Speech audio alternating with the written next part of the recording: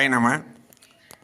प्रिय बंधुओं, आज हम आपको एक ऐसे दिव्य स्थान के दर्शन करवा रहे हैं जहाँ पर प्राचीन काल में एक बड़े ही सिद्ध मुनि हुए हैं और कहते हैं कि इन मुनि महाराज ने बड़ा ही चमत्कार बताया है। जी हाँ, हम बात उस समय की कर रहे हैं कि जब मालवा के ऊपर महान धर्म सम्राट राजा भोज का शासन हुआ करता था।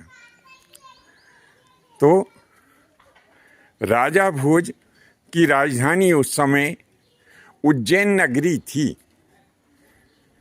उज्जैन नगरी में राजा भोज की सभा में 9 रत्न थे।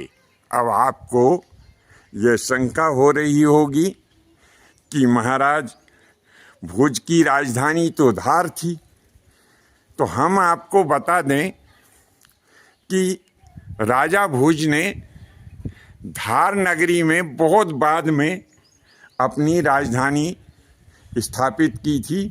सर्वप्रथम उनकी राजधानी उज्जैन नगरी ही थी। तो राजा भोज की सभा में 9 रत्न हुआ करते थे। इनमें कालिदास तथा धनंजय, ये 2 जो रत्न हैं ये बड़े ही प्रसिद्ध रत्न थे। तो दोनों ही कवि थे, विद्या के विशारद थे। तो एक बार राजा भोज ने धनंजय जो महान कवि थे उनसे पूछा कि धनंजय बताइए कि इतना जो दिव्य ज्ञान है वो आपको कैसे प्राप्त हुआ।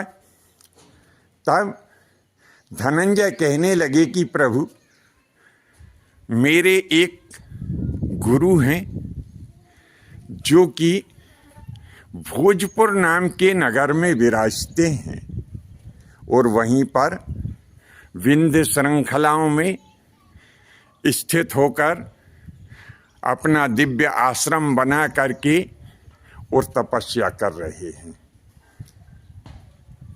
उन्हीं के द्वारा दिए गए ज्ञान के कारण ही मैं आपकी सभा में सम्मान प्राप्त करता हूँ। तो राजा भोज के मन में विचार आया कि क्यों ना ऐसे जो दिव्य पुरुष हैं उनके दर्शन किए जाएं। तो राजा भोज ने क्या किया कि अपने कुछ जो सेवक थे वो भोजपुर भेज दिए, जहाँ पर वे मुनि महाराज तपस्या में लीन थे। सेवक लोग मुनि महाराज के आश्रम में पहुँचे, उनसे विनती की कि प्रभु, आपको मालवा नरेश महाराज भोज ने याद किया है। तब तो मुनि महाराज कहने लगे कि हमें राजसभा में जाने से कोई मतलब नहीं है, ना ही हम राज सुख भोगना चाहते हैं और ना ही हम राजसभा का आनंद भी नहीं लेना चाहते। आप लोग जाएं और हमें अपना तपस्या करने दें। वे सेवक चले गए और राजा से जाकर कहा कि मुनि महाराज ने आने से मना कर दिया है।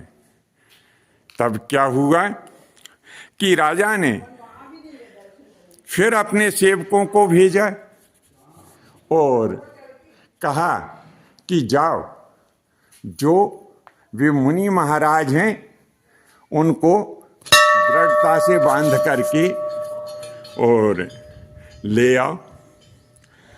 तो वे सेवक लोग आए और मुनि महाराज से पुनः आग्रह किया कि प्रभु, हम राजदूत हैं, राजा हमको बार बार आज्ञा देते हैं, आने जाने में हमें कष्ट होता है, प्रभु हमारे कष्टों के निवारण हेतु आप हमारी विनय को स्वीकार करें और उज्जैन राजा भोज की सभा में चलें। तब मुनि महाराज उन सेवकों के अनुरोध को स्वीकार करते हुए और उज्जैन सेवकों के साथ में गए। जहां राजा भोज ने मुनि महाराज के दर्शन कर दंडवत किया और प्रार्थना की कि प्रभु अब आप हमारे इस नगर में ही निवास करें। तो मुनि तो ठहरे तपस्वी, उन्होंने मना कर दिया कि हम तपस्वी लोग हैं, हमें राज सुख और वैभव से कोई मतलब नहीं है, इसीलिए हम आपकी सभा में या आपके नगर में नहीं रहना चाहते। तब राजा भोज ने उनको कहते हैं कि 48 ताले लगवा कर और कारागृह में डाल दिया। बिल्कुल कारागृह अंधेरा था, हाथ को भी निगाह से अपने हाथ भी जो है दिखाई नहीं पड़ते थे। तब मुनि महाराज ने भगवान की बड़े ही सुंदर शब्दों में स्तुति की है। मुनि महाराज के द्वारा रचित जो दिव्य ग्रंथ है उसे भक्तांबर स्तोत्र के नाम से जाना जाता है।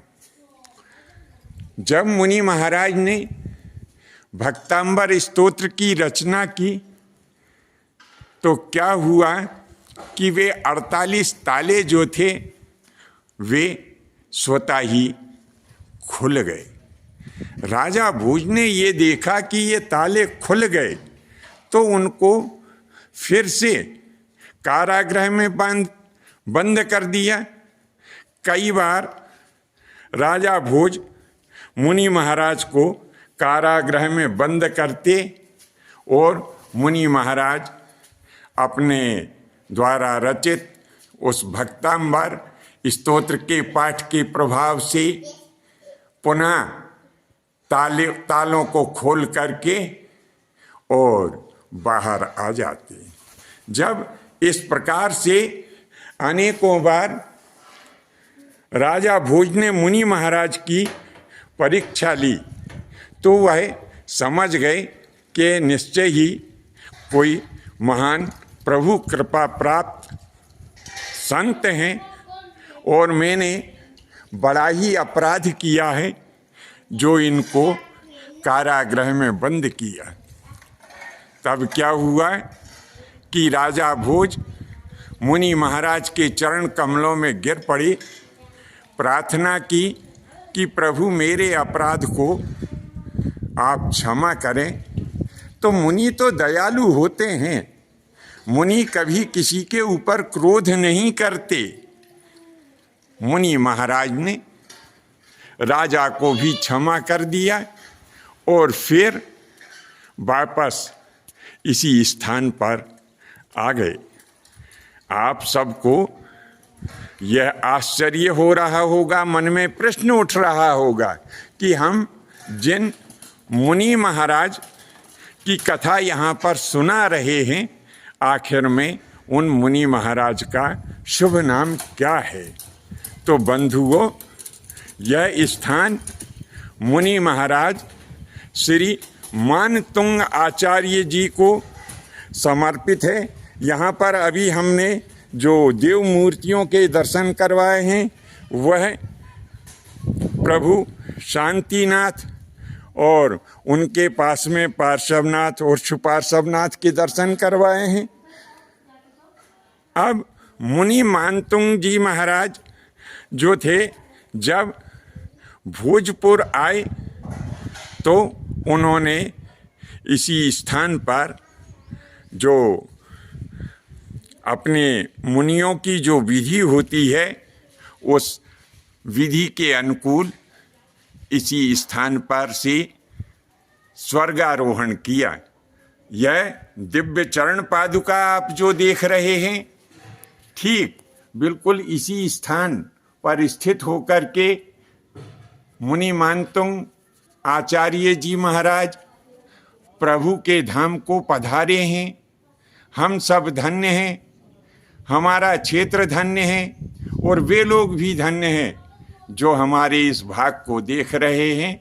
बंधुओं, जहाँ तक हम सबसे प्रार्थना करते हैं कि इस विषय वस्तु को अधिक से अधिक अपने इष्ट मित्रों में भी प्रेषित करें, क्योंकि कहते हैं कि जहाँ जहाँ हम मुनियों के चरण कमल के दर्शन करते हैं तो हमारे पापों की राशि दूर हो जाती है और प्रभु की कृपा हमें प्राप्त होती है। यदि आप प्रभु कृपा प्राप्त करना चाहते हैं तो निश्चित ही इस विषय वस्तु को अपने इष्ट मित्रों में अवश्य ही शेयर करें। आज के लिए बस इतना ही।